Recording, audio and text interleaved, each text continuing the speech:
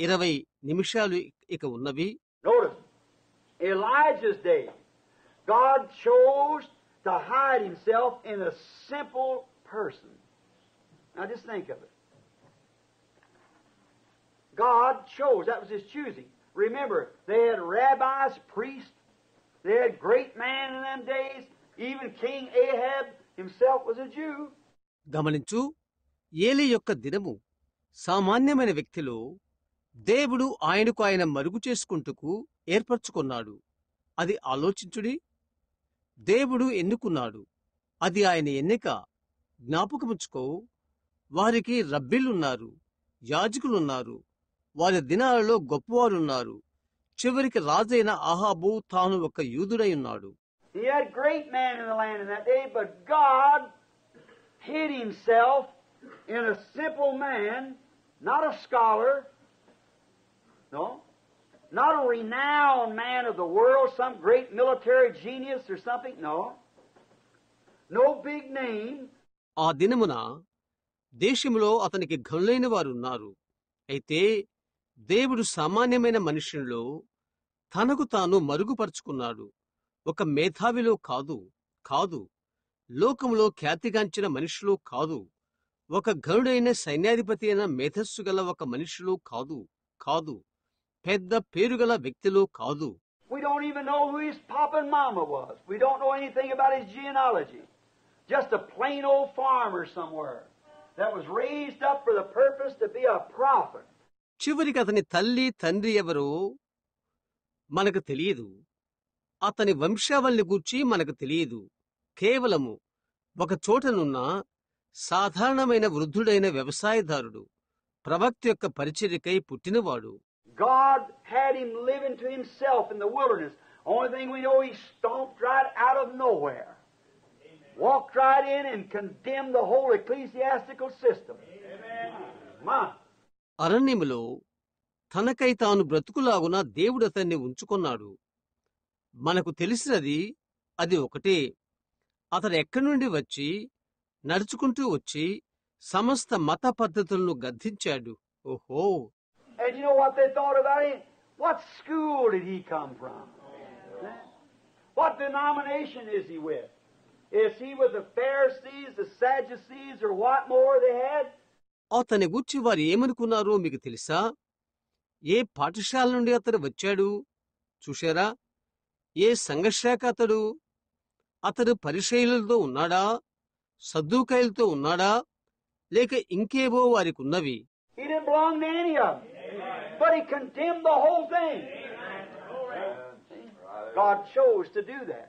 వాటిలో దేనికి అతడు చెందినవాడు కాదు. అయితే సమస్తాన్ని ఖండించాడు. చూశారా? అది చేయుటకు దేవుడు ఎన్నుకున్నాడు. But a simple man, no education. We have no place where he ever went to school. We have nothing about him. Just a simple man. But God was pleased to hide in that simple person. God back there with this simple man hiding in a human being. Can you grasp it? అయితే సామాన్యమైన ఒక మనుష్యుడు, అవిద్యాపరుడు, పాఠశాలకు ఎక్కడకు వెళ్ళాడా అను స్థలం మనకు లేదు. అతని గూర్చి మనకేమీ లేదు. ఒక సామాన్యమైన మనిషి. ఆ సామాన్యమైన వ్యక్తిలో దేవుడు మరుగయుండుటకు ఇష్టపడ్డాడు. అక్కడ దేవుడు ఈ సామాన్య మనిషిలో మరుగుగా ఉండుట, అది మీరు అర్థం చేసుకోగలిగారా? God hiding in a illiterate crank to the world. Because, you know, they accused him of everything, even being a witch. Elijah, all prophets are accused of that. లోకమునకు విద్యలేని వెర్రివానిలో దేవుడు మరుగు చేసుకున్నాడు. అన్ని విధాలా అతన్ని వారు దూషించారు. మీకు తెలుసా? చివరికి మాంత్రికుడైన ఏలియా అని కూడా అన్నారు. ప్రవక్తలందరూ దూషించబడ్డారు. అవునా? So Jesus was accused of being one. Beelzebub being crazy said, "Well, you're mad. We know you got a devil. You're off at your head." See? కనుక యేసు కూడా వారిలో ఒకరిగా దూషించబడ్డాడు. అవునా? బయల్జెబూబు వెర్రివాడు అని అన్నారు. నువ్వు పిచ్చివాడవు అన్నారు. హా, నీవు దయ్యం పట్టిన వాడవు అని అన్నారు, నీవు మతిపోయిన వాడవు అని అన్నారు. అవునా? That's where he told him when it come in the last days that that'd be blasphemy to do such. He forgave them, but it wouldn't be forgiven in these last days. It had to be paid for with eternal separation, never to be forgiven in this world, the world to come. అక్కడ ఆయన వారికి చెప్పాడు, అది కడవరి దినములకు వచ్చినప్పుడు అలాంటిది చేయుట దేవదూషణ అవుతుంది. ఆయన వారిని క్షమించాడు, అయితే అది ఈ కడవరి దినముల్లో క్షమించబడదు. నిత్యముగా వారు వేరుపరచబడతారు. అది క్రయము చెల్లించవలసి ఉంటుంది. ఈ లోకములో గాని రాబో లోకములో గాని క్షమాపణ ఉండదు. But Elijah was considered a crazy man. Could you imagine standing up to the women was all cutting their hair like the modern days, I guess, and painting up like Jezebel, the first lady of the land, and the preachers all gone whirly and everything. ఏలియా ఒక వెర్రివాని వలె పరిగణింపబడ్డాడు.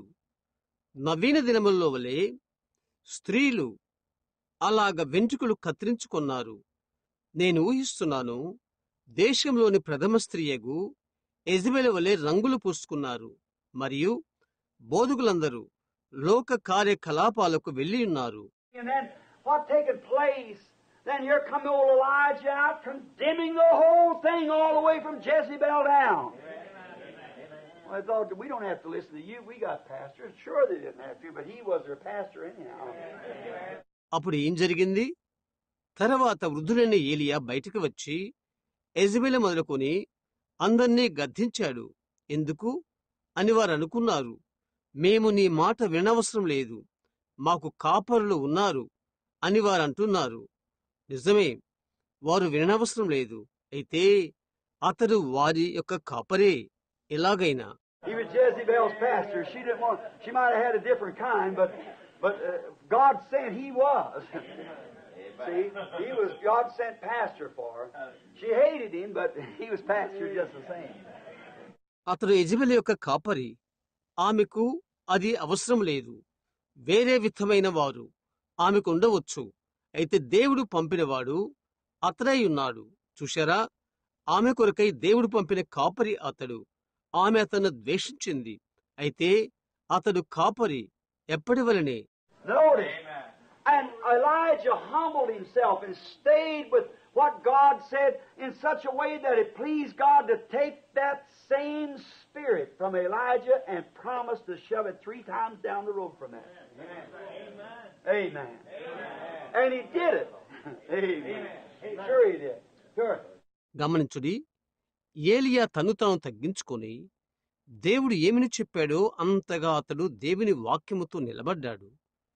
ఏలియా నుండి అదే ఆత్మ తీసుకొని 3 సార్లు దానిని మరలా పంపుటకు దేవునికి ప్రీతికరమైనది. చూశారా?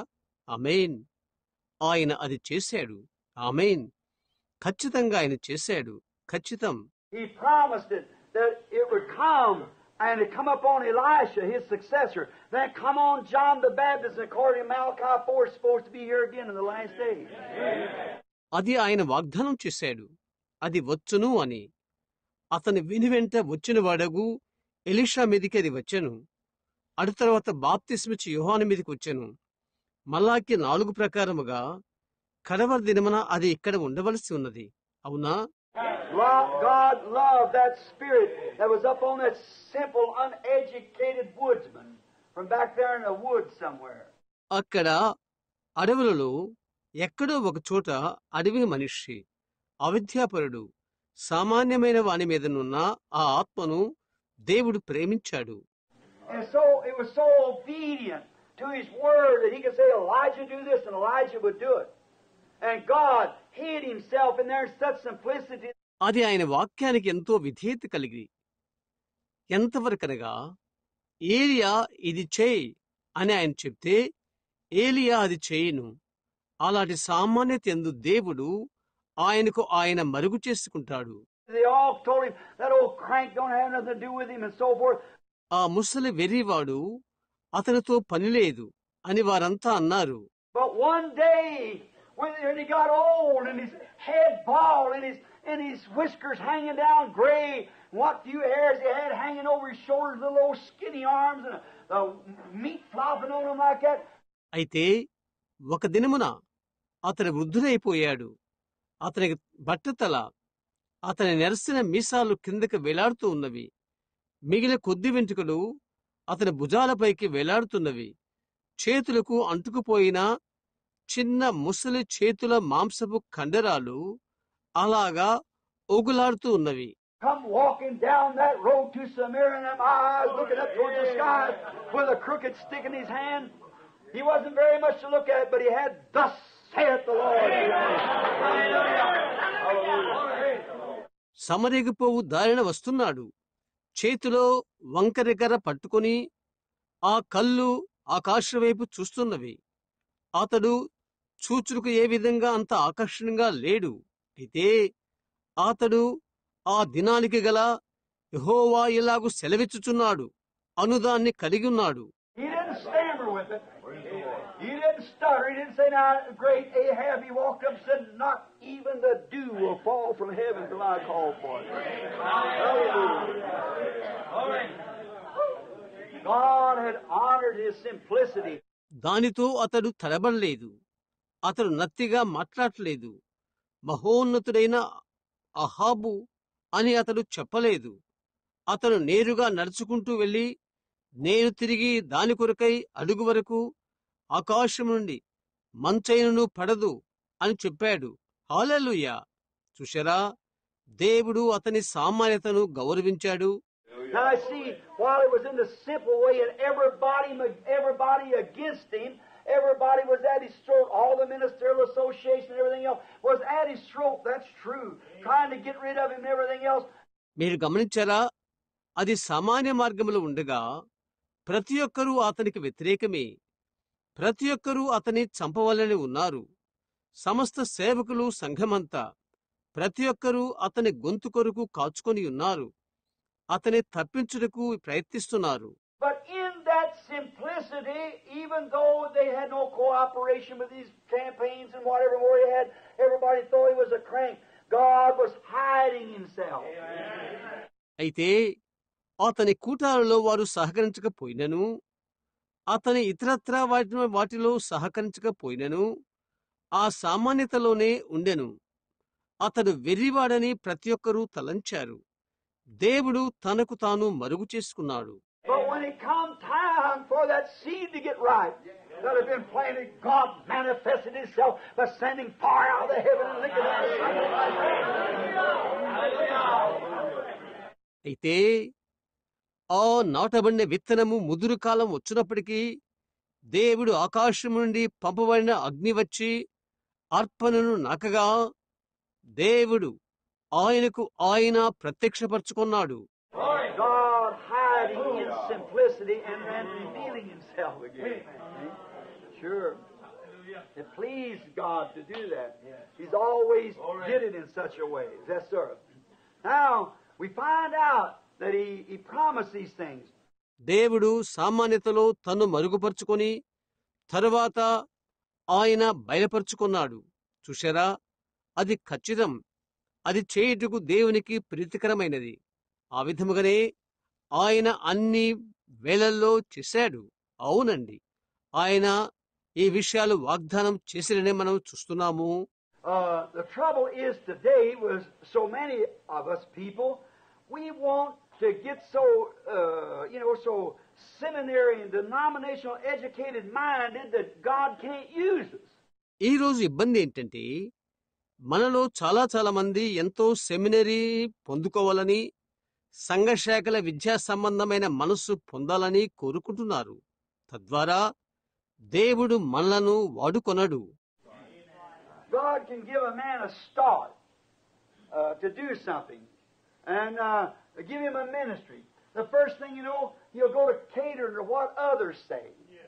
And the first thing you know, he'll be all wrapped up in a big bunch of stuff, and then God just takes his hands off of him and let him alone. See? ఒకటి చేయుటకు దేవుడు ఒక మనిషిని ఒకటి అనుగ్రహిస్తే, అతనికి పరిచర్యనిస్తే, ఇతరులు చెప్పు వాటిని సమకూర్చుకోవటానికి వెళ్తాడు. మొదటి విషయం ఏంటో తెలుసా? అతనంతా చుట్టుకుపోయి పెద్ద గుంపులోకి పడిపోతాడు. అటు తర్వాత దేవుడు తన హస్తాలు తీసివేసి అతని ఒంటరిగా ఉంచుతాడు. చూశారా చూశారా? Then he'll try to find him another man, somebody that will do it. See? He's got to find something that will take his word, will take the divine revelation and won't move with it, will stay right there on that word. That's the way he does it. He's always done it that way. తర్వాత ఆయన కొరకు ఇంకొకరిని కనుగొనటానికి ప్రయత్నించును. అది చేయు ఒకరిని, చూశారా, ఆయన వాక్యమును తీసుకుని ఒకరిని, దైవిక ప్రత్యక్షతను తీసుకుని ఒకటిని ఆయన కనుగొనవలసి ఉంది. దానితో కదలక ఆయన వాక్యముతో సరిగ్గా నిలబడి ఒకరిని కనుగొనవలసి ఉన్నది. ఆ విధముగానే ఆయన అది చేస్తాడు. ఆయన ఎల్లప్పుడూ ఆ విధముగానే అది ఆయన చేస్తాడు. So when man gets so educated and smart, but he tries to put his own interpretation, well, like to say the baptism of the Holy Ghost, they'll say, oh, that was for another day. కాబట్టి ఒక మనుషుడు బాగా విద్యను అభ్యసించి తెలివిగలవాడైనప్పుడు అతను తన సొంత అనువాదమును పెట్టుటకు ప్రయత్నము చేస్తాడు. వారు పరిశుద్ధాత్మను గురించి చెప్పినట్లుగా వారంటారు, ఓహో, అది మరొక దినానికి సంబంధించినది అని. But if they don't, well, it wasn't for another day, but I'll tell you, it don't come just like it did on the day of Pentecost. We receive the Holy Ghost when we believe, and all kinds of stuff like that, you see. అయితే అది వారికి కానట్లయితే అది ఇంకొక దినానికి కాదు. అయితే నేను చెప్తున్నాను నీకు, పెంతెకోస్తు దినమన్నది వచ్చినట్లు అది రాదు. మేము నమ్మినప్పుడు మేము పరిశుద్ధాత్మను పొందుకున్నాము. అలాంటిదంతా చెప్తారు. చూశారా? And talk about the baptism in the name of Jesus Christ, where the Bible teaches that way. We say, well, but the seminary says, and so. So that's compromising. God can't use a person like that. Amen. యేసుక్రీస్తు నామమున బాప్తిసం గురించి మాట్లాడు, ఆ విధముగానని Bible చెప్తున్నప్పుడు నీవంటావు, మరి అయితే seminary చెప్తుంది, మరియు ఫలానా వారు చెప్పారు, అది రాజీపడడం. చూస్తున్నారా? అలాంటి వ్యక్తిని దేవుడు వాడుకొనడు. అవును, He may let a man be beat all across the country like that, and the man cast out and laughed at and made fun of and everything else like that. ఆ విధముగా ఒక మనుషుడు దేశమంతటా కొట్టబడి మరియు మనుషులు వెలివేయబడి అపహాస్యం చేయబడి హేళన చేయబట్టుకు ఆయన అనుమతించును.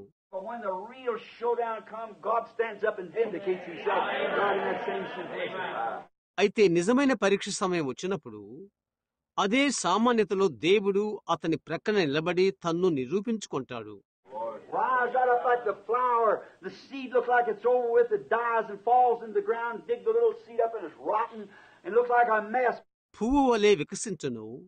విత్తనము అది అయిపోయినట్లుగా కాన్పించి అది చనిపోవును మరియు భూమిలో పడిపోవును. చిన్న విత్తనాన్ని పైకి త్రవితే అది మురిగిపోయి ఉంటుంది. తారుమారుగా కాన్పిస్తుంది. But out of there springs life to reproduce another flower again. God in simplicity. అయితే మరి ఒక పువ్వు మరలా ప్రత్యుత్పత్తి అగుటకు అక్కడి నుండి జీవాన్ని తెచ్చుటకు ఉత్పన్నం చేయును. దేవుడు సామాన్యతలో ఉన్నాడు. He does the same thing. The way up is down. Always humble yourselves. Don't never say, well, I got this and that. దానినే ఆయన చేస్తాడు. పైకి వెళ్లే మార్గము ఎల్లప్పుడూ కిందకే. మిమ్మల్ని మీరు తగ్గించుకొనుడి. ఓహో, నాకు ఇది ఉంది, అది ఉంది అని ఎన్నడూ చెప్పవద్దు. You ain't got nothing. Just remember, if you got the grace of God, just be thankful for it. Just keep humbling yourself. నీ యొద్ద ఏమీ లేదు, జ్ఞాపకముచ్చుకో. దేవుని కృప నీకున్నట్లయితే అందుకొరకై కృతజ్ఞత కలిగుండు. అందుకొరకై దీనుడివైయుండు. నిన్ను నీవు తగ్గించుకొను. Now, I'm going to have to hurry because the clocks, I don't want to keep you too long because I don't want to wear you out. See, we got a long time in through this week. నేను తొందరపడిపోతున్నాను. కారణం మిమ్మల్ని ఎక్కువసేపు ఉంచాలని అనుకోవట్లేదు. ఎందుకనగా మిమ్మల్ని అలసిపోనట్లు చేయుటకు నేను ఇష్టపడలేదు. ఈ వారమంతా మనకు చాలా సమయం ఉంది. And now we find out that people get so smart and educated. Now I want to show you another. The other go so far to the other side, they become fanatics trying to be religious. Now we know we have that group. Amen. They go to the other side. ఇప్పుడు ప్రజలు ఎంతో తెలివైన వారిగాను విద్యావంతులుగాను ఉండుట మనం కనుగొంటున్నాము. ఇప్పుడు ఇంకొకటి మీకు చూయించగలుగుతాను. మిగతా వారు మరో ప్రక్కకు దూరానికి వెళ్తారు. వారు మూఢభక్తి కలిగి భక్తిగల వారుగా తయారవుటకు ప్రయత్నిస్తారు. ఆ గుంపు వారున్నారని మనకు తెలుసు. అవును, వారు ఆ ప్రక్కకు వెళ్ళెదరు. That's where I differ with a group of brethren that pulled off here not long ago from the way of light. They just couldn't see the phenomena being done unless they made themselves a group. So they gathered up in Canada and made a group of people that they was going to give out and make apostles and prophets out of one another and things, and it fell right through. See? And it always will. See? వెలుగు మార్గం నుండి కొంచెం కాలం క్రితము విడిపోయిన గుంపు సహోదరులతో అక్కడే నేనేకీపించట్లేదు. జరిగించబడిన అద్భుతమును వారు చూడలేక కెనడాలో ఒక గుంపుగా వారికి వారే తయారై వారిలో నుండి కొందరిని అపోస్తులుగా ప్రవక్తలుగా మరియు అటువంటి కార్యాలు చేస్తున్నారు. మరియు అది పడిపోయినది. చూశారా, అది ఎల్లప్పుడూ అలాగే ఉండును. అవునా? They feel that because that they are that they so condemn the other things and the things that they go plumb on the other side. వారు అది భావించారు. ఇతర విషయాలు ఎంతగానో వారు ఖండించారు. వారు మరోవైపునకు ఒరిగిపోవులాగున. See, this one side is highly intellectual, cold and indifferent. They deny everything there. And the others get on the other side of the radical bunch of emotion and deny the word. చూడండి, ఒక పక్క అధిక తెలియగలవారు, చల్లని వ్యత్యాసపరులైన వారు అక్కడ అన్నిటినీ తృణీకరిస్తున్నారు. మిగతా వారు ఆవుల వైపు నుండి తీవ్ర భావము గల ఉద్రేకపూరితులై వాక్యమును తృణీకరిస్తున్నారు. But the real true church stays right in the middle of the road. Now, if you notice, it's got the Bible knowledge of what God said, and it's spiritual enough to be warm in its heart, and it's just the road. అయితే నిజమైన సంఘం సరిగ్గా రహదారి మధ్యలో ఉన్నది. మీరు గమనించితే దేవుడు ఏమి చెప్పి ఉన్నాడో ఆ బైబిల్ తెలివిని కలిగి ఉన్నది. అది దాని హృదయంలో వెచ్చదనమునుట కొరకై తగినంత ఆత్మీయంగా ఉన్నది. అది రహదారిపైనున్నది. Isaiah said it would be that way. He said there shall be a highway. అది ఆ విధముగా ఉండునని యెషయా చెప్పాడు. అతడు చెప్పాడు, ఒక రాజమార్గము ఉండును అని. The blessed, holy, precious friends of the Nazarene church, a mighty little move that God started up. But what did they get? శుభప్రదమైన, పరిశుద్ధమైన, ప్రశస్తమైన నజరేను సంఘ స్నేహితులు బలమైన చిన్న కదలికను దేవుడు ప్రారంభించాడు. అయితే వారేం పొందారు? When God began to speak with tongues in the church, they were so religiously and so self-starched that they called it the devil. And you see what happened to them? Amen. See? సంఘములో దేవుడు భాషలతో మాట్లాడటం ప్రారంభించగానే వారెంతో మతావేశ పరులైపోయారు. ఎంతో గంజి పెట్టుకున్న వారైపోయారు. దానిని వారు దయ్యమని పిలిచారు. వారికి ఏమి జరిగిందో మీకు తెలుసా? చూశారా? They holier than thou. And so we find out that all those things goes to seed and dies right out. Amen. And the other side. Now one side becomes a fanatic. The other side becomes cold and starchy. వారు నీకంటే పరిశుద్ధుడవు, ఇవన్నీ విత్తనం యొద్దకు వెళ్లి నేరుగా చనిపోవునని మనం చూస్తున్నాం. అవునా? మరోవైపున ఒకవైపున మూఢభక్తి అవుతుంది, మరోవైపు చల్లని గంజిపెట్టింది అవుతుంది. Now Isaiah said there shall be a highway. And the Nazarenes and many of the old holiness people, you say, the blessed old highway, glory to God, we're walking up the old highway. But you remember that wasn't exactly what he said. యెషయా చెప్పాడు, ఒక రాజమార్గము ఉండును అని.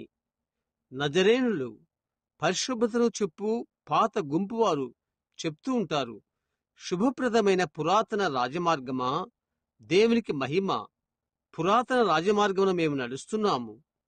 అయితే మీరు జ్ఞాపకముచ్చుకోండి, అతడు చెప్పినది ఖచ్చితంగా అది కాదు. He said, there shall be a highway and is a conjunction, and a way.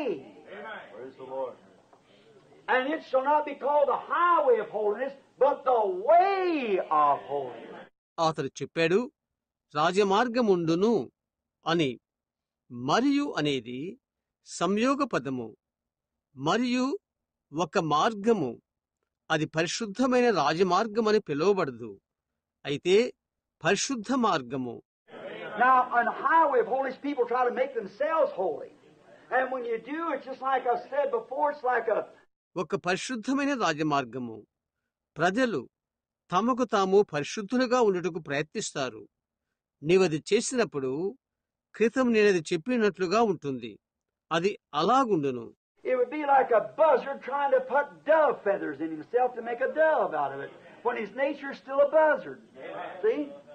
అది గద్ద పావురపు రెక్కలు పెట్టుకున్నట్లుగా ఉంటుంది. దాని ద్వారా పావురము అగుటు కొరకై. అతని స్వభావం ఇంకా గద్ద స్వభావమే. It'd be like a crow trying to put a pigeon's feathers in, or a peacock, and saying, you see, I'm a beautiful bird. See, it's something manufactured. అది కాకి పావురపు రెక్కలు పెట్టుకుంటానికి, నెమలి రెక్కలు పెట్టుకుంటానికి ప్రయత్నించినట్లుంటుంది. మరియు చూడు, నేను అందమైన పక్షిని అని చెప్పినట్లు ఉంటుంది. చూశారా, అది ఒక విధంగా తయారు చేసుకున్నట్లు అవుతుంది. But a peacock don't have to worry whether he's going to have peacock feathers or not. అయితే నెమలి ఈకలు తాను కలిగి ఉన్నానా లేదా అని బాధపడదు. The dove don't have to worry whether he's going to have dove feathers or not. As long as his nature is a dove, he'll have dove feathers. పావురము పావురపు ఈకలు తాను కలిగి ఉంటానా లేదా అని బాధపడదు. తన స్వభావము పావురము స్వభావముగా ఉన్నంతకాలము అది పావురపు ఈకలు కలిగి ఉండును.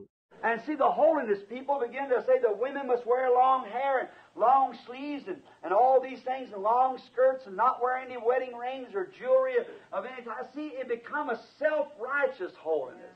See? చూడుడి, పరిశుద్ధ గుంపు వారు చెప్తూ ఉంటారు, స్త్రీలు పొడవాటి వస్త్రాలు ధరించాలి, పొడవాటి వెంట్రుకలు కలిగి ఉండాలి, మరియు ఇవన్నీ పొడవాటి లంగాలు మరియు పెండ్లి ఉంగరాలు పెట్టుకొనకూడదు, ఏ విధమైన ఆభరణాలు ధరించరాదు అని చెప్తారు. చూశారా, అది ఒక స్వనీతి పరిశుద్ధతగా మారుతుంది. అవునా? That's manufactured holiness. But the real church of the living God is, look what happened to the denomination. చూశారా, అది తయారు చేయబడిన పరిశుద్ధత. అయితే నిజమైన జీవముగల దేవుని సంఘం, సంఘ శాఖలకు ఏమీ సంభవించినదో చూడుడి. Now they've all got cut hair like the Pentecostals and so forth, and they all nearly wear rings and so forth. Look at the Pentecostals years ago, how they harped on that. See? And we the church. వారంతా Pentecost వారి వలె, తదితరుల వలె కత్తిరించుకున్న వెంట్రుకలు, వారందరూ అంతా ఉంగరాలు మొదలైనవి ధరిస్తారు. సంవత్సరాల క్రితం ఉన్న పెంతెకోస్తు వారిని చూడు, దానిమీద వారు ఎలా వీణ వాయించారో చూడు. మేమే సంఘం, మేమే సంఘం. The church is Christ's body. Amen. It's an individual amongst other individuals that is born in the kingdom of God. That comes from the inside out. It's automatically lived. సంఘము క్రీస్తు యొక్క శరీరము. ఇతరుల మధ్య అది అఖండమైన ఒక వస్తువు, అనగా అది దేవుని రాజ్యములో జన్మించినది, లోపల నుండి బయటికి వచ్చున్నది, అది తనంతట తానే జీవించున్నది. You don't ask the sheep to bear wool or manufacture wool. The sheep don't have to manufacture wool. ఒక గొర్రెను నీవు ఉన్ని పుట్టించమని, ఉత్పత్తి చేయమని అడగనవసరం లేదు అని నా అర్థం. గొర్రె ఉన్నిని ఉత్పత్తి చేయనవసరం లేదు. You say, now my master wants me to have some wool this year. I got to get busy. No, the only thing he has to do is just remain a sheep. That's right. The wool will automatically, he will bear it because, and we're not asked to manufacture fruits. We're supposed to produce fruit, bear fruits. See, we are supposed to bear fruit. ఈ సంవత్సరం నా యజమానుడు కొంత ఉన్ని కావలసి ఉన్నదని కోరుచున్నాడు. నేనెక్కువ పని కలిగి ఉండవలను అని అతను చెప్తే, లేదు, అతను చేయవలసిన ఒకే ఒక విషయం అతను గొర్రెగా ఉండవలసినదే. అంతే. ఉన్ని తనంతట తానే అది వచ్చును. అతడది పుట్టించును. మనము ఫలములు పుట్టించమని అడగబడట్లేదు. మనము ఫలములు ఉత్పత్తి చేయవలసిన వారమై ఉన్నాము. చూశారా, పుట్టించవలసిన వారమై ఉంటున్నాము. అవునా, మనం ఫలములు పుట్టించవలసిన వారమై ఉన్నాము.